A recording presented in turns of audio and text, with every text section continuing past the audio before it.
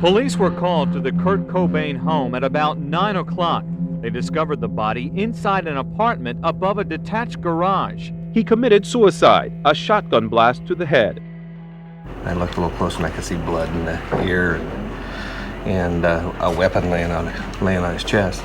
Outside the Cobain home, shocked fans held on to one another and reflected on the loss of a man and his music. The age that we live in today, nothing, to me anyways, means more to young people, our Generation X, whatever you want to call it, than music. And Nirvana obviously had something to say that was worth saying, or they wouldn't have ever gotten where they did. It meant a gateway to Seattle. It really brought a lot of music industry to Seattle. Being a musician,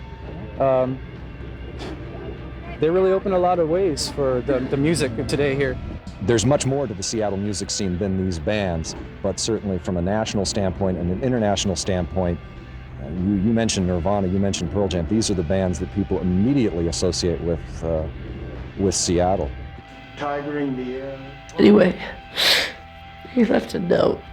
In a taped message, Kurt Cobain's widow, Courtney Love, spoke to thousands of fans.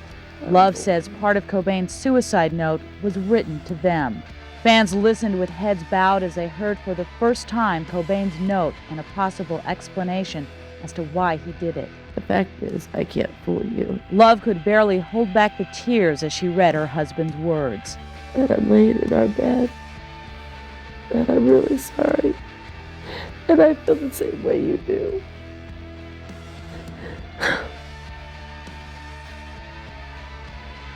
I'm really sorry, you guys.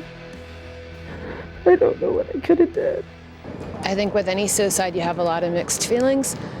And hearing the tape from Courtney, I think was probably one of the most, that was just a lot more emotionally charged than I expected. And it was just really raw.